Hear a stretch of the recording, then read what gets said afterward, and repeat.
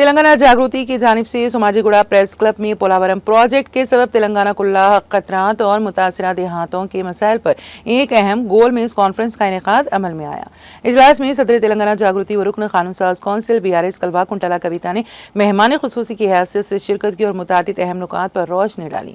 कविता ने वाज़ेह किया कि आंध्र प्रदेश में जम किए गए 5 गाँव पुरुषोत्तमापट्टनम, गोंडला, एटापाका, केनियागुड़म और पिच्चुकोलापाड़ू के अवाम को शदीद मुश्किलात का सामना है। उन्होंने इन देहातों को दोबारा तेलंगाना में शामिल करने का पुरजोर मुतालबा किया।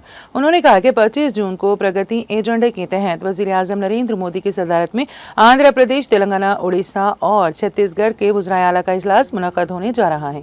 इस मौके पर वज़ीर आला रेवंत रेड्डी को चाहिए कि वो 5 देहातों को वापस हासिल करने का मामला और पोलावरम से मुताल्लिक़ मसाइल को संजीदगी से उठाएं।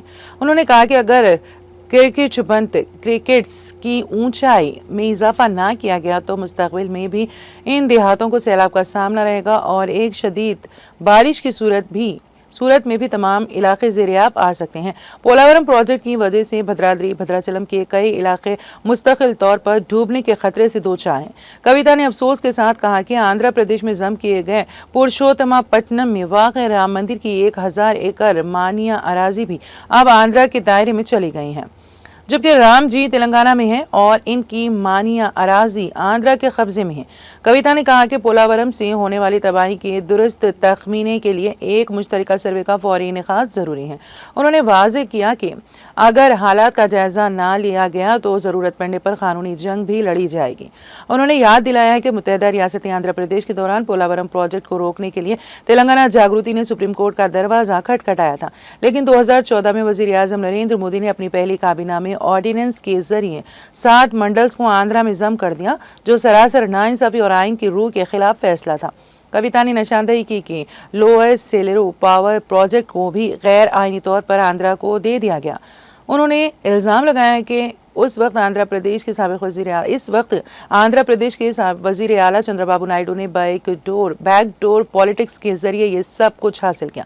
उन्होंने कहा कि पार्लियामेंट में BRS सरकार ने इस नाइंसाफ़ी के खिलाफ आवाज़ बुलंद की, लेकिन कांग्रेस सरकार ने तब भी खामोशी इख्तियार की। हत्ता कि जब KCR ने बंद का ऐलान किया तब भी मरकज़ी हुकूमत ने कोई नोटिस नहीं लिया।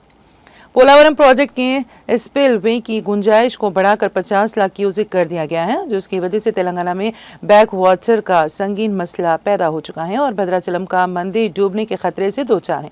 आखिर में कविता ने मुतालबा किया है कि मरकजी हुकूमत और आंध्र प्रदेश हुकूमत फौरी तौर पर इन मामलात को संजीदगी से लें और तेलंगाना के अवाम के मुफादात के तहफ़्फ़ुज़ के लिए अमली इक़दामात करें। पोलावरम प्राजेक्ट की जातीय హోదానిస్తూ పోలవరం ప్రాజెక్టుకి డబ్బులు కూడా కేంద్ర ప్రభుత్వం 90% ఇవ్వాలని చెప్తూ దాంతో పాటు 136 ముంపు గ్రామాలను కూడా విభజన చట్టంలో భాగంగానే ఇవ్వడం జరిగింది। అక్కడ వరకు బాగానే ఉంది, అందరూ కూర్చొని ఒప్పుకున్నారు। ఆ 136 గ్రామాలకు సంబంధించి ముందే ఇచ్చేసినాం విభజన చట్టంలో। కానీ అసలు అన్యాయం ఎక్కడ ప్రారంభమైందంటే కేంద్రంలో నరేంద్ర మోదీ గారి ప్రభుత్వం వచ్చింది, ఇక్కడ మనకు కొత్తగా తెలంగాణ రాష్ట్రం వచ్చింది 2014లో। మొట్టమొదటి కేబినెట్ మీటింగ్ నరేంద్ర మోదీ గారు పెట్టిన దాంట్లో ఫస్ట్ కేబినెట్ మీటింగ్ 2014లో ఒక ఆర్డినెన్స్ తీసుకొని వచ్చిండ్రు। ఇది ఒక ఆర్డినెన్స్ తీసుకొని వచ్చిండ్రు। అప్పుడే రాష్ట్ర విభజన జరిగింది, అప్పటికే 136 గ్రామాలు ఇచ్చేసినాం।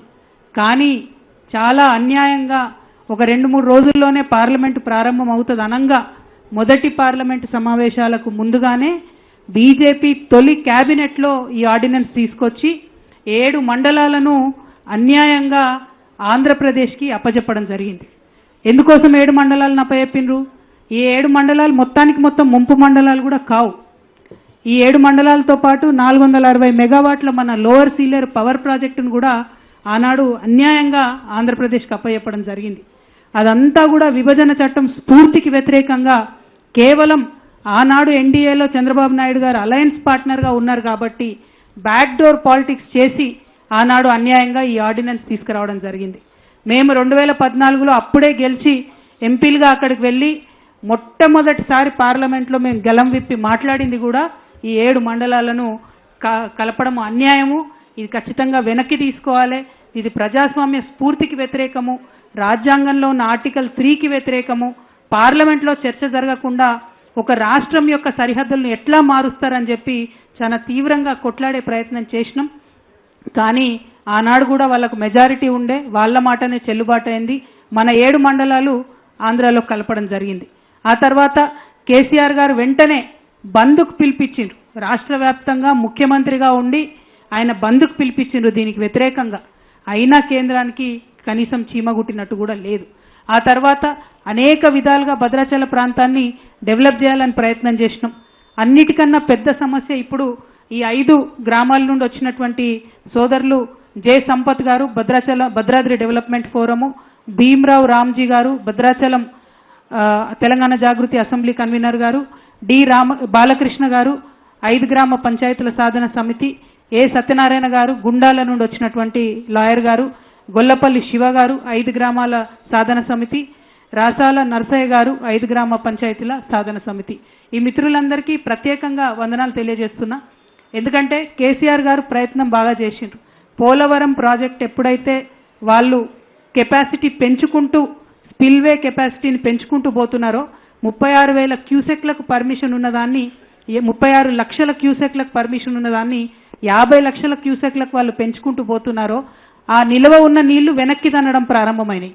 మన భద్రాచలం రాముడి దాకా కూడా గుడి మునిగిపోయేటటువంటి పరిస్థితి వచ్చింది. పెద్ద వరద వచ్చినప్పుడు మనం చూసినాం.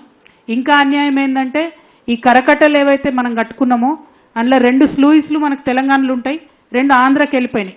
మన తెలంగాణలో ఉన్న స్లూయిస్లను మనం మెయింటైన్ చేస్తున్నాం, వాటి గేట్లు ఇబ్బంది లేకుండా నీళ్లు పోయేటట్టు చేస్తున్నాం.